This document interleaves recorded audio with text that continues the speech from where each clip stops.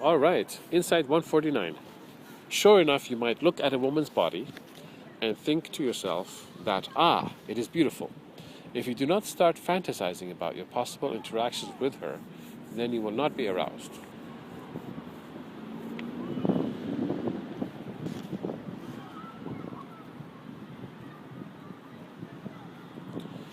Go on and read Insight 150 and a few more, because they are to be read one after the other, and they're written in an explanatory way, so there's no reason to really explain much about them.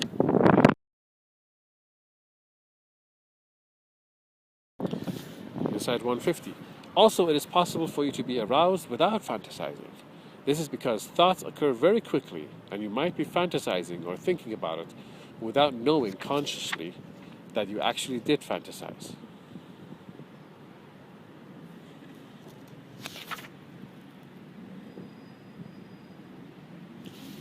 So we had talked about earlier about how thoughts have the ability to occur quite rapidly, one leading to the next quite rapidly. So you think of something, right?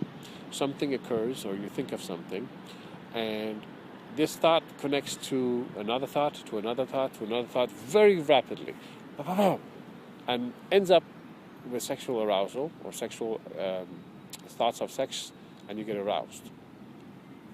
This in-between stage of thoughts, the intermediary stage, is often quite fast. So fast that often people are not aware of it. So what they experience, what they're conscious of, is the first thought and the last thought. And so they think mistakenly that when they saw that, or when they thought of this idea, or when they saw this person or situation, they became aroused sexually. But actually, they went through a certain process of thinking that was so fast that led them to the arousal.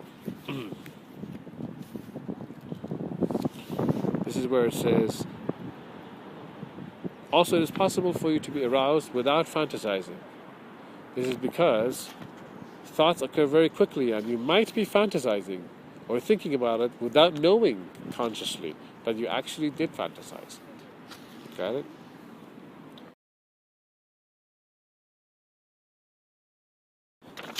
Okay, Insight 151. This is where your second nature is at work. It is because of those many years of thinking sexually about women that it has become part of your second nature. The moment that you see a woman, your thoughts automatically go to sexual thoughts, because that is how you have your brain programmed to think. Yeah. So let's say you have thought about something throughout your life, which goes through a certain, you think of this and that, and then arousal. Because you've thought a certain way for a long time, this path has become stronger, wider, thicker, and so the thought from one neuron to the next neuron, if I'm saying the neuron correctly, in the brain, the connection between them is quite strong, enabling the electricity to go very, very fast from here to there, very, very fast. So fast you would consider it automatic, so that you think of something or something you see, you automatically think this. To you, it's automatic. Why? Because you've thought of this process for such a long time. Now it's part of your second nature. It's the way you naturally function now. But this has been part of your second nature because you've done it for such a long time. It's not that it's actually natural, but rather you've trained yourself so that it's now natural to you. So, for example, you walk. It's natural to you now. Good. But when you were a kid, walking was not natural. Let's say you pick up a task that you're quite good at now. But when you first picked up to do that task, whether it was swinging a bat or swinging a tennis racket or running or whatever, any activity that which is kind of complex and you're doing it now, at first it was very difficult, unnatural. Like a lot of people have difficulty playing guitar at first.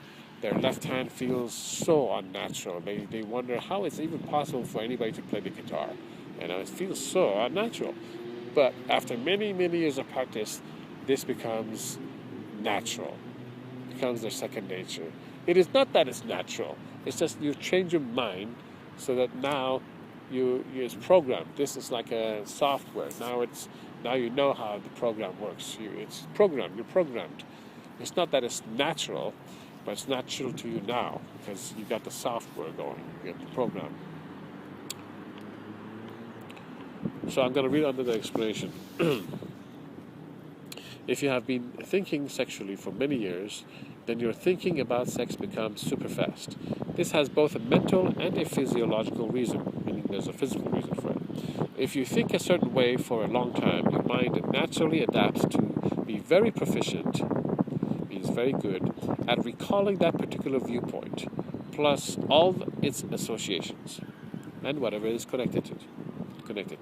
The physiology of the brain, the physical aspect of the brain, the physiology of the brain nerves adapt and form solid and thick connections between nerve pathways that are involved in sending continuously reoccurring thoughts, making the flow of data much faster and reliable.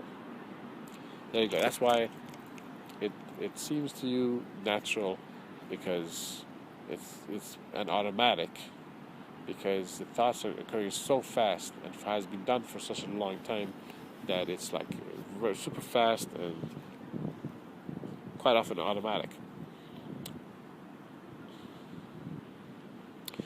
This automatic behavior also occurs in other situations. For example, if you ask somebody a question, they have a tendency to answer. They often forget to ask themselves beforehand, who is this person asking me? Why is this person asking me this? Is it even their business? If you shake somebody's hand, people have a tendency to shake your hand.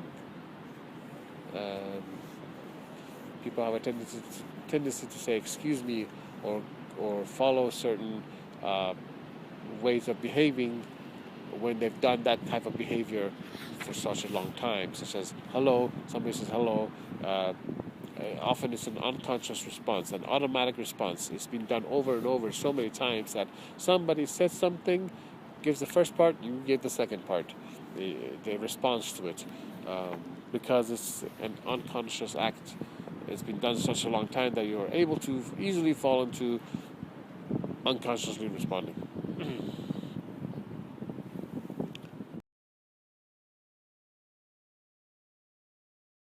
Insight 152.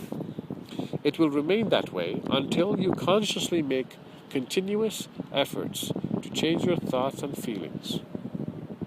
You ought to make continuous conscious choices and have continuous conscious thoughts that derive from your conscious and alert self that is free from desire, influence, and earlier programming. Be alive, alert, and awake at every moment, rather than following a program, way, or method of being. So, Insight 152. So the nature, your natural or automatic way of thinking will remain that way until you consciously make continuous efforts to change your thoughts and feelings. You want to be and feel and express and be active in things that you want to be active in. You want to interact and respond or act or behave in ways that you really want to behave. You don't want to behave or live a life that is automatic, programmed. That would be like a robot. So you want to live a conscious life. You want to be live a life that is, you're aware,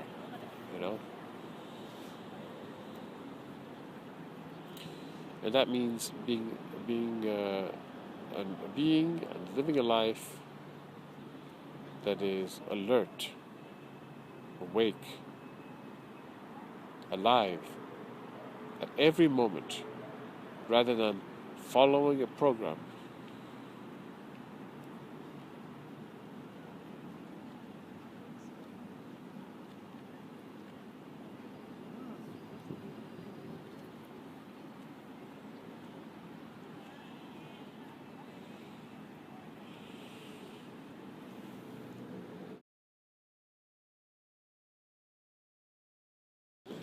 Okay, we're inside 153.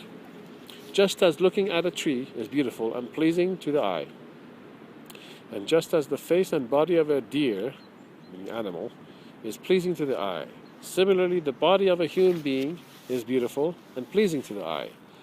Similar to viewing the clouds, it is breathtakingly beautiful. Name something in nature and see how beautiful it is. It is undeniable. We are surrounded by beauty in infinite variety. From the ladybug to the living blade of grass we walk on, from the majestic mountains to the depths of the ocean, just the same is the body of a human being. It is beautiful, a part of nature, and a creation of God. It is by God's designs. If you do not believe in God, then think of it as nature's designs. Nonetheless, it is beautiful. One need not be sexual in thought when viewing any of these beauties of nature, nor be sexual in viewing the natural, beautiful body of a human being. I gotta read that last part again. That was kind of lengthy and made me laugh. Nonetheless, it is beautiful. One need not be sexual in thought when viewing any of these beauties of nature, nor be sexual in viewing the natural, beautiful body of a human being. So yeah, just because you see a human body doesn't mean you have to be sexual, meaning you don't have to be aroused. You could just notice it as beautiful. Same thing with a tree. See a beautiful tree, you go, wow, that's amazing. Beautiful tree. It's really beautiful.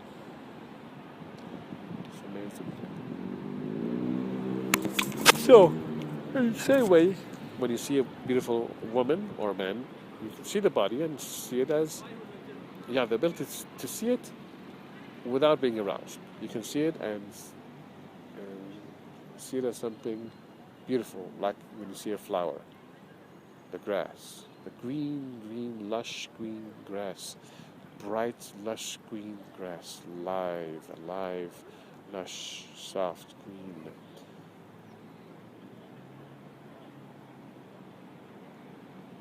What an amazing experience the grass is.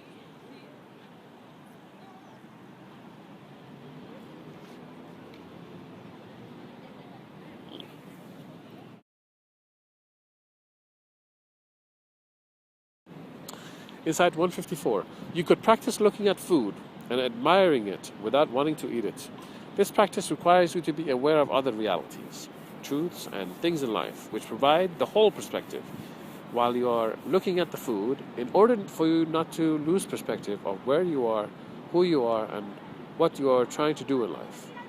For if you lose sight of many other realities in life, while you are looking at the food, then the only reality you would be conscious of would be you and the food. And you might come under the influence of the food to want to interact with it, especially if you are hungry or especially if food is tasty. Oh, man, am I getting tired. The sun is beating down. The sun is beating down in London. The heat. It's just making me sleepy, especially since I've just eaten. Well, I don't know. Eaten an hour ago or so. Yeah, an hour ago.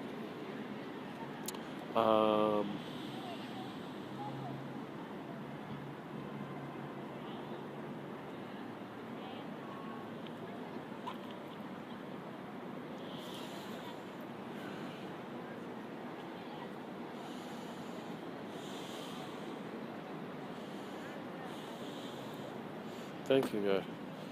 Okay.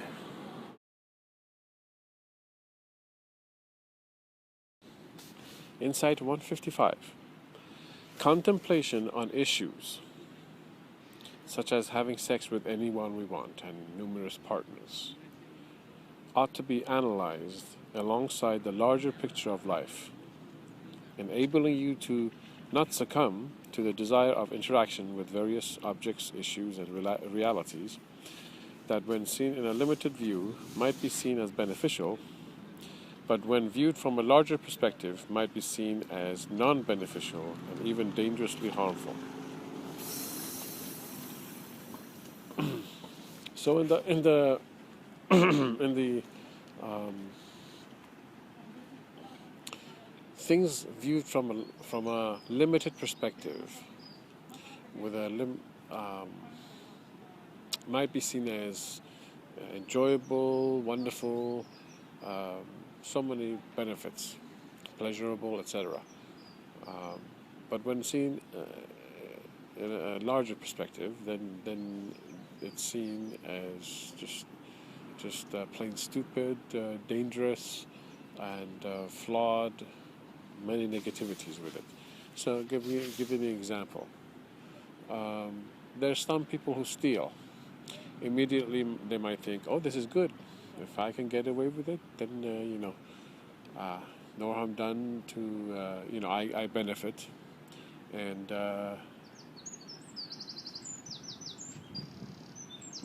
stealing money, stealing whatever. When in the larger perspective, once he's caught, then his reputation is ruined quite strongly, and if he gets put into jail for months, years, it's quite a big negative. If he wants to work, he has a record of being a thief in the past, so his chances of being hired to gain money by legal means is going to be tremendously hampered.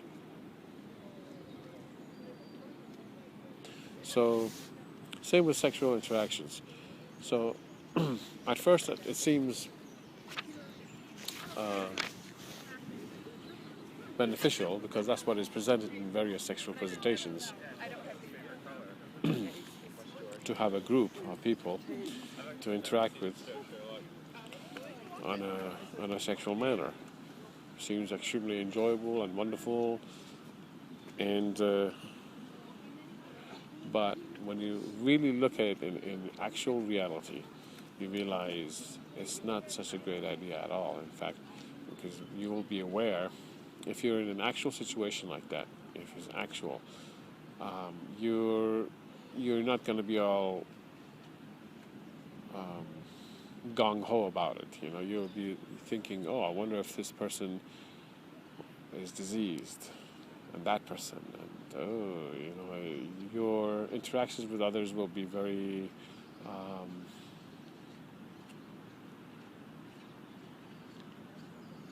careful, cautious.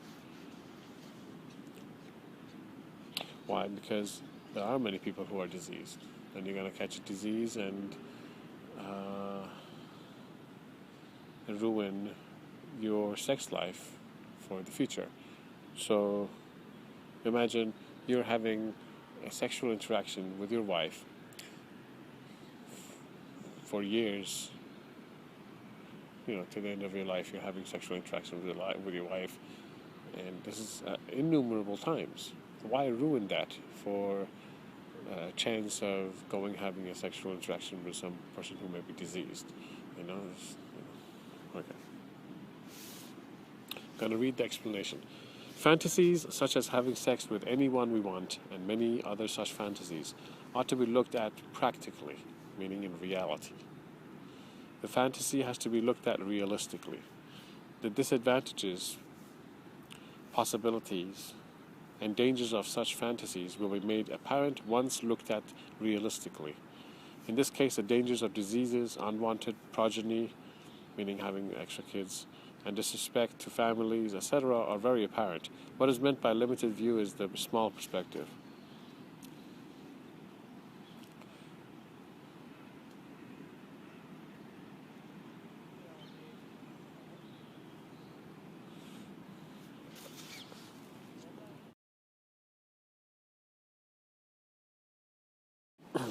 Insight 156. With complete honesty, observe that your body and the body of others are just meat. So let's look at the body. It's made of a fruit Vegetables, whatever you put into your body, that's what your body is made of. You know, animals, what do they eat? They eat other animals. And some animals just eat vegetables, grass. You know, grass and herbs and all kinds of leaves. So it's all made up of. Ultimately, it comes out down to vegetables and green products, greeneries, plants. You know.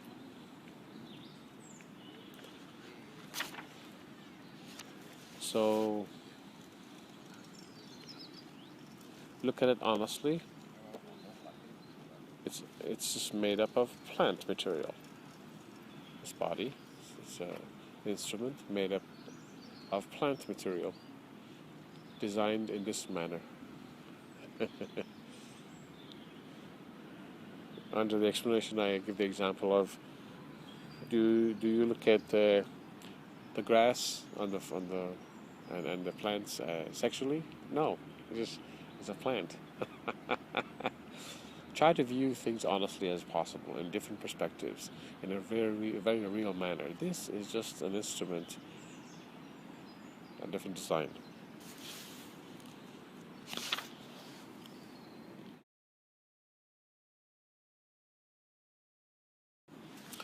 Insight 157.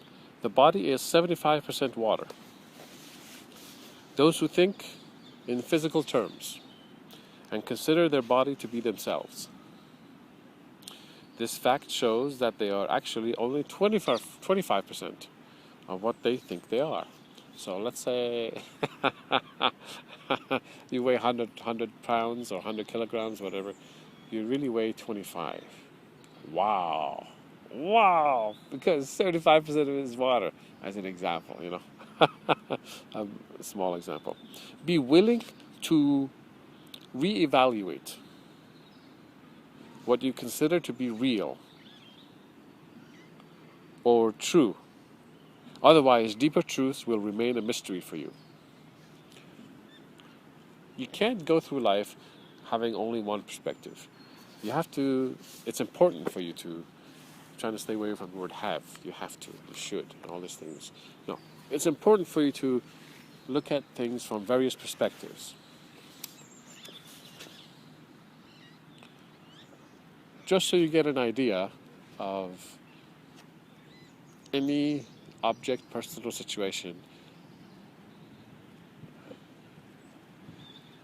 as clearly as possible, as objectively as possible.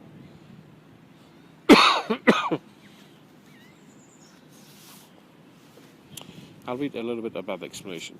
The logic which I am speaking with is very practical and straightforward. It is something that one has a hard time arguing against, because it is very simple. It is important when learning about something new to learn it in simple steps that are easy to understand. You must be willing to look at the simple and real information that I am presenting.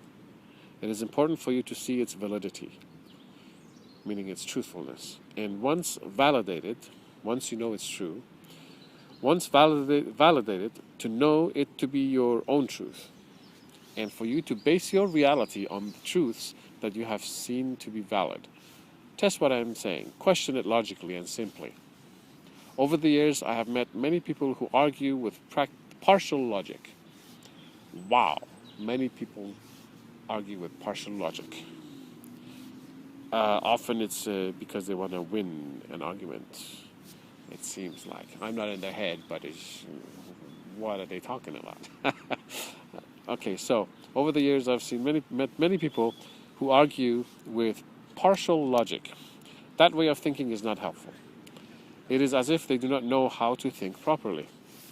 So you're here investigating the truth of the body and sexuality, right? So you want to be as truthful as you want. You don't want to kid yourself. You don't want to trick yourself. You want to figure out the truth. So be very honest with yourself about issues related to sexuality and the body and the mind and emotions and all these things. Be very real with yourself and be willing to look at it from various perspectives.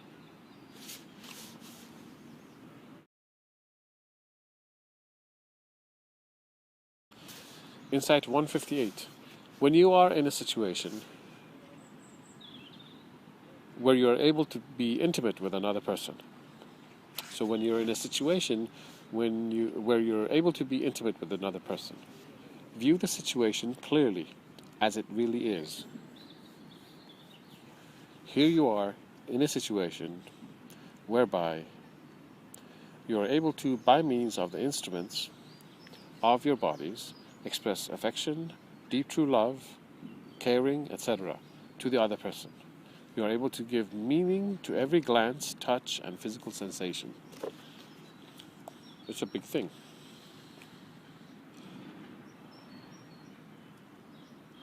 Even without sexual interaction, just when you meet anybody and you have an interaction, you can make it very meaningful. It's a wonderful opportunity to spread positivity in so many ways. So many. You could be cheerful. You could spread joy. You could be understanding. I really like the being alert and aware in that very moment to have a real experience.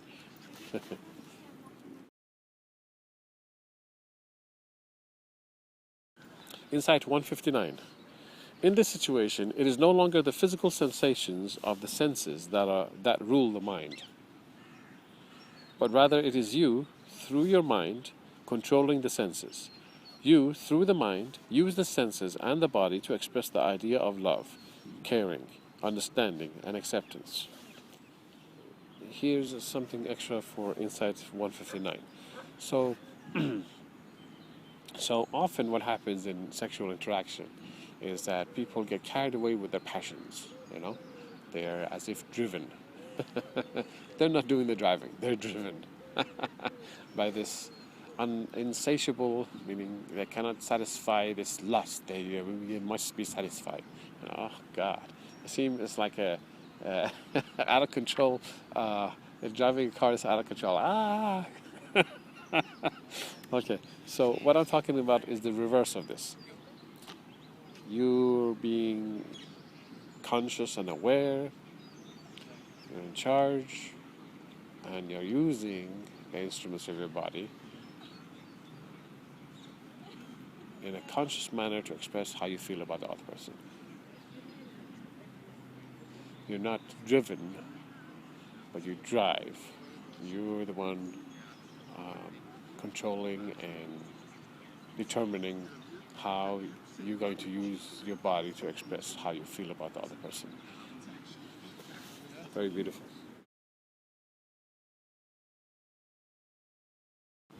Insight 160.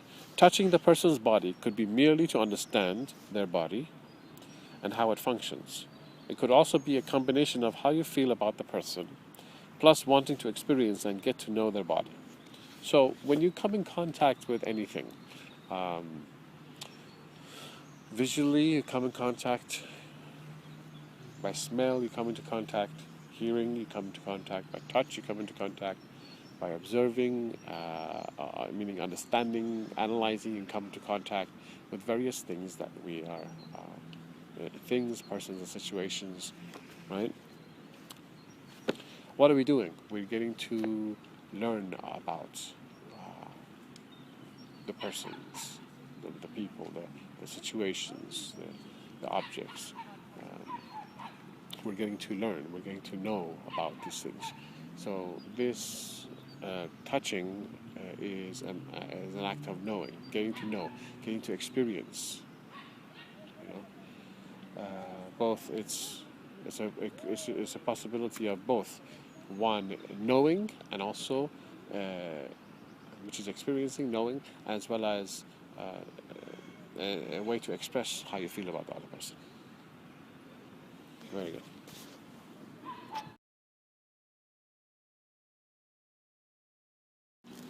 Insight 161. When a female is undressed partially or fully, her state of mind plays a significant part in how she is perceived by a person who has a combination of a sexual and a sober vision. She does not communicate by her dress only, but through her mannerisms, how she holds herself, thinks of herself or displays herself. This fact becomes very evident when you meet a scantily dressed woman that does not display sexual behavior. In fact, if she is normal and behaves normally, this reality which she is living with normalcy might soon become apparent to people surrounding her, that it is normal to be partially clad and nothing sexual is necessarily meant by it. Of course, there are persons who see a woman just sexually no matter what the woman is wearing. Okay, so let's go over this. When a female is undressed, partially or fully, her state of mind plays a significant part in how she is perceived.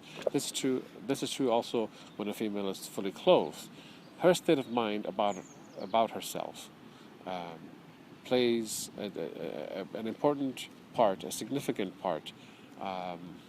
Significant means big, huge, an important and huge part in how she is perceived, how she is seen by other people.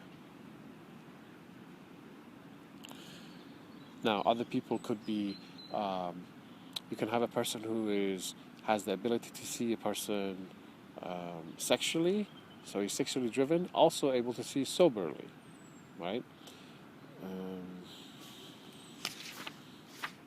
You have a person who is normally seeing a person in a just sexual manner, no matter what they are wearing or not wearing. I go over this in the explanation, giving various examples. So, but how she portrays herself, how she displays herself, how she behaves, has a big part in how she is perceived by others.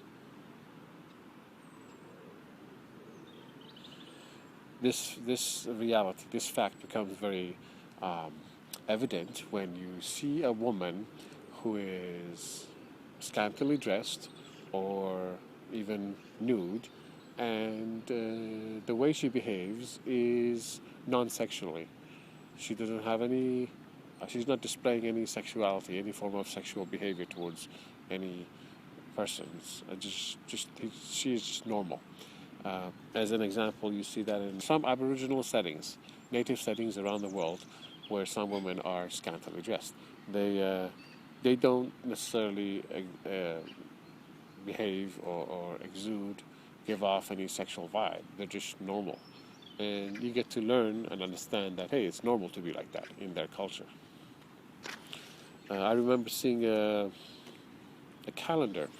I went to a book festival, and they had one calendar. It wasn't a calendar, was it? Well, some pictures about some native Hawaiians from long time ago, and I believe there were two pictures of either friends or sisters. I don't know, two sisters or friends. I think it was sisters. They were holding shoulders to shoulder and having a picture taken of them. They were bare-breasted, both of them, and they were dressed in flowers around their hair and possibly a garland around their neck. Anyway, possibly, but they had some flowers on their head, I believe. Anyway, so they're holding each other and, taking a picture. Now, I had a hard time being able to see this picture in any sexual manner. I think a lot of people would have difficulty seeing the picture in a sexual manner, because you can see so clearly that the women themselves thought of it as, we're just taking our picture, nothing sexual about it. So when you see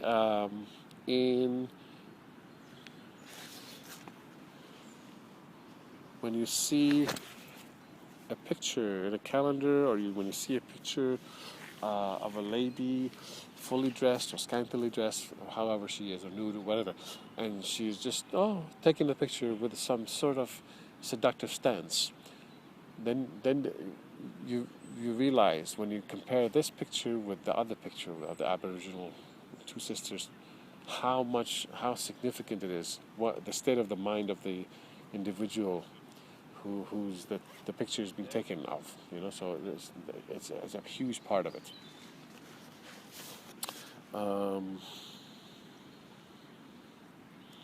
And of course, there are people who are too very, very deeply embedded in thinking um, of people in a sexual manner, and no matter what the person is wearing or not wearing, they're gonna see them sexually anyhow. But for a person who is has the ability to see somebody both in a sober vision and also the sexual the way, this person, when they're displaying just being normal, then this normalcy allows this person to view them in a sober vision instead of the sexual way.